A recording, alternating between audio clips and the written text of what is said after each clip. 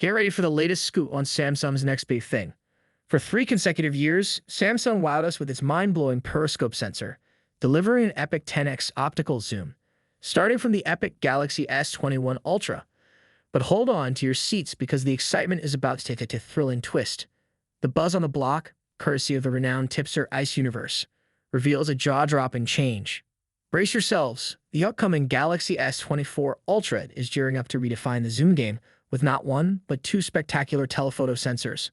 A tantalizing 10MP 3x telephoto sensor and a brand new 50MP sensor with a 1/52 size and pixel power measuring just 0.7 serving up an impressive 5x optical zoom. Don't let the reduced zoom range fool you. This 50MP telephoto marvel is poised to elevate your photography game to new heights, promising a quantum leap in image quality. But that's not all, folks. Our insider sources have previously hinted at the mind-boggling 200MP ISO CLLHP2SX main sensor, coming in hot with a size of 1/3. Get ready for native 4-in-1 and 16-in-1 pixel binning, along with the jaw-dropping super quad phase detection autofocus. Hold your breath for this photographic powerhouse.